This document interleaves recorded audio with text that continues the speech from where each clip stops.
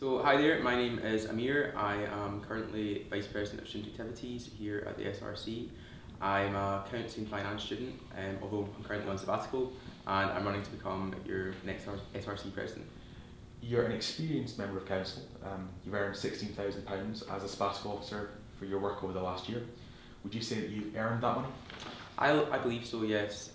Largely speaking, when I came into my role, the summer was concerned with coordination and planning of Freshers Week. I believe that I created a very successful Freshers Week. It was engaging. Large part of my role involved recruiting over 100 Freshers helpers and line managing them throughout the week.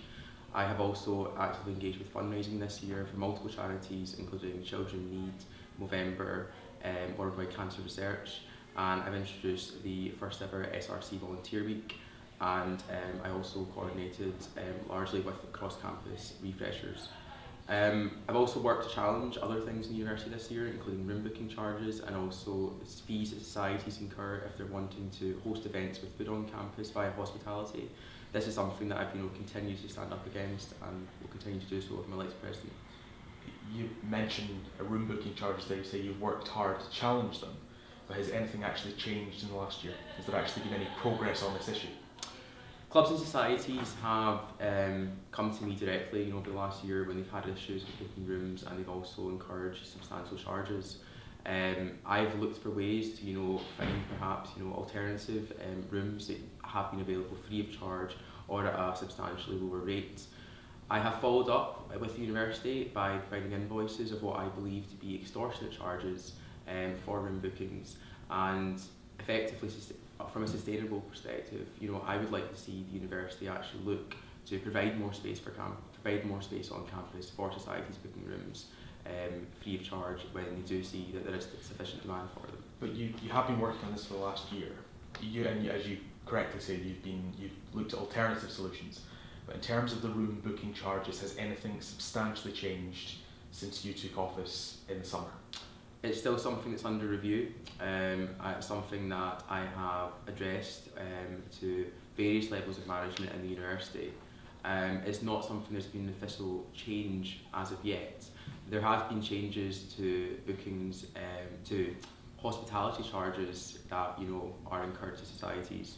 So effectively now hospitality have said that there would be a bespoke charge whereby food could be bought at cost plus labour. Again, I think there are issues that surround these two central themes between booking rooms and having food on campus. There's not, as I say, been an official policy change, but it's something that I will continue to fight for. So it's a work in progress, but yes. It's not yet an achievement. It's a work in progress. That's what I would say. But not yet an achievement. Just you're working on it, and you will continue to work on it. Well, I would say it's been an achievement in the sense that when societies have addressed the issues to me, I have managed to find them, on many occasions, alternative, venues to host their events, and they've not, incurred these substantial charges. You want to create a student campus development committee as the campus redevelopment proceeds over the next decade.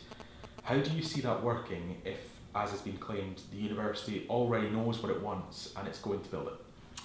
Well, this is exactly the issue. I think that the university has outlined plans, that obviously, have been done by staff and, obviously external contractors. I think it's very, very important that students have a voice and also provide consistent and frequent input, into what they would like to see in a new campus. If you look at issues such as rooms, for instance, something that I was quite surprised at when the Learning and Teaching Hub presentation was outlined was that there was not a specific allocation for rooms for societies. It was outlined that there's a lot of open spaces, but speaking to societies on the ground level, the one thing that you're able to identify is that if a society is wanting to host an event, they will want their own space to do that. I wouldn't say it being encapsulated within a larger space. These are issues that I think students have to express to the university, and I do strongly believe that creating this committee, the campus development obviously is going to be taking place over the next decade. Having a committee like that in place where on an annual basis there will be some sustainability and a working group each year to be able to outline and put across what students want to see in the new campus. Is there a risk that this is just going to be another committee that students don't really engage with? Even if there are students on it, the vast majority of students in this university won't be on it, so is there a risk that they won't engage with either? It'll just be something else for them not to listen to? I think I mean, if you look at the current structure, consultations that are and presentation sessions that the university outlines are not engaging to students. I would like to see effectively a student committee that, and these will be students that obviously have an active interest in the campus development, what they want to see in the new campus, and effectively feeding that information back to the SRC Council, to the other student bodies, and to student media. I think it will raise the profile of engagement, and also as these will be students, they'll be a lot more accessible to the wider student population, and for any views or inputs other students want to have, they can consult with them. Are you satisfied that following the amendments the Scottish Government have made to the Higher Education Governance Bill, that the rectorship is secure at universities like Glasgow for the foreseeable future? I think that effectively, the amendments that the Scottish Government have made do not outline, all the issues, that are in place. I think, that ensuring a strong level of democracy, and effectively having, a student voice, on university court is very, very important. Having an elected chair on court that does represent the views of students, is something that, is ingrained within effectively the history, of universities such as Glasgow. I think that it's something, that has to continue to be expressed, that this is something we want to retain, and that the student voice, should always be heard. Do you think the Scottish Government have done enough, though? Have they done enough to satisfy you that this proud democratic tradition has been protected? I think that, largely the amendments they've made, obviously revolve around, charitable status and so forth of the university and ensuring continuity around that. But again, I think having ministerial input, or government input into effectively the structure and policy of universities, largely, as a threat to obviously student interest being heard. You've said that you want there to be more quiet spaces on campus, but given that overcrowding in places like the library is already a major problem, is this a realistic objective in the short term? I think that in the short term, particularly around exam periods, this is something that could be extended. A lot of areas on campus, are not utilised, particularly around December exams and May exams. Can you give an example of that, of somewhere that's not utilised properly? Well, if you look at lecture theatres, for instance, lectures, obviously when the semester ends, lecture theatres, are not continuously in use, throughout the exam periods. I think there is, scope to extend use of spaces on campus when they are not being utilised, and this also, back to my previous point, relates to room bookings, with societies. If a space is not being used, perhaps if it's out of hours, you are looking at other issues such as staff costs, but if a space is not being used and the university is open, I think that giving accessibility to students for things like, effectively hosting events, or as I say, having quiet spaces, where students can effectively reflect, or just de-stress for, a short period, when they are in periods when they are going through intense periods of study, will be hugely beneficial.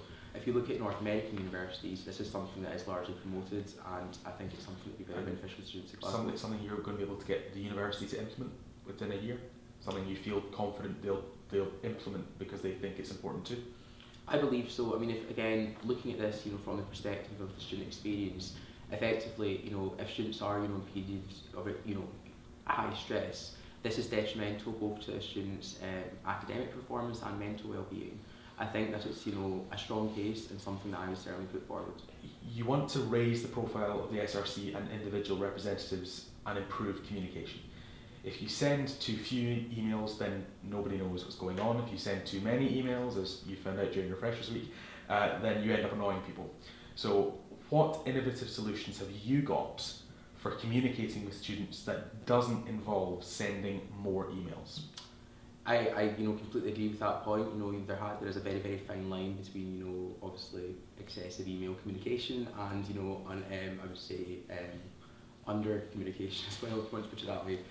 I would like to see a more visible council on campus. I think that effectively taking, visual material from council meetings and actually displaying that on things like the SRC Facebook page and website will do a lot to obviously outline, who council are. I think also having on the SRC website short interviews at the start of the year from council members as to who they are and what they wish to achieve and how you can contact them will also provide, a kind of face to the name scenario.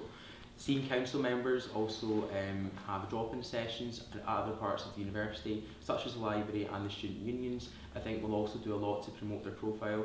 It's very, very important that the SRC is recognised as the representative body on campus, and if students do have any issues, there are over 40 council members that they can consult with.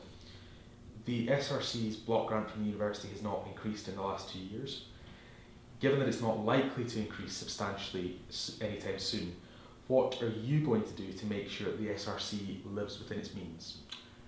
Again, I come from, I study accounting and finance. I do have a financial background. One of the things that, that I do think has to be outlined is that part of the SRC's strategic objective is to obviously work within its budget, and that's very, very important for any organisation, to ensure that you're not overspending and that you are working within the budget. But the issue with that, and what's counterproductive often, is that if you do work within the budget consistently and there is a fine line between being prudent and underfunding certain services, what the case that kind of takes place is that you're working within the budget, but then as I've seen from the clubs and societies budget this year, we've not been able to allocate funds to a number of clubs and societies because we do have a set budget for the year. It's important to look at demand for services and how this correlates with the increasing number of students on campus, and effectively how we can continue as an organisation to meet the needs of our students. But to take for example the contractors agreement which is used to provide minibuses, that caused controversy. Some people feel that it amounts to a 0 hours contract, so the SRC shouldn't be using it. Therefore, is there a question over whether the SRC can properly fund these services? And if it can't properly fund them, can't properly resource them, then is there a case for the SRC maybe downsizing and saying realistically and affordably we can't deliver all the services we would like to in an ideal world? Obviously in an ideal world, there is a multitude of other services we would also like to deliver. But looking at the services we currently deliver, I think that it's very, very important that we do correlate that with supply and demand. That the university identifies that as well, that we are very, very important, we serve a very, very important purpose within this university and function.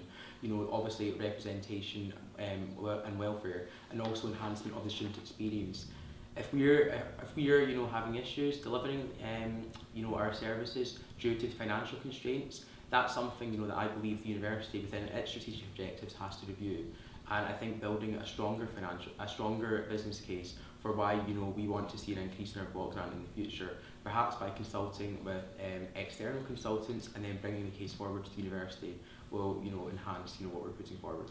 Just very briefly, how are you going to make the university and the SRC more transparent so that people who have no knowledge of things like university governance can actually understand the reality of what the university is doing and what the SRC is doing?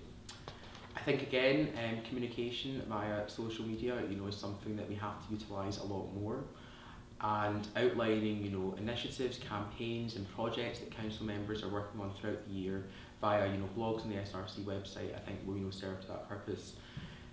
Obviously, council members, are an intermediary link between students and the university, and have an understanding of what the university are doing and developments that are being made.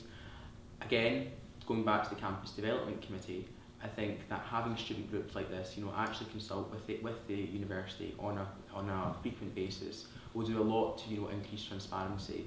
It is important that also students are aware what their council members are doing over the course of the year, and as I said, having an online blog and perhaps opening up council as a space whereby more students can attend, and working with student media to really raise the profile of what is being achieved on council throughout the year. Ameer, thank you very much. Thank you.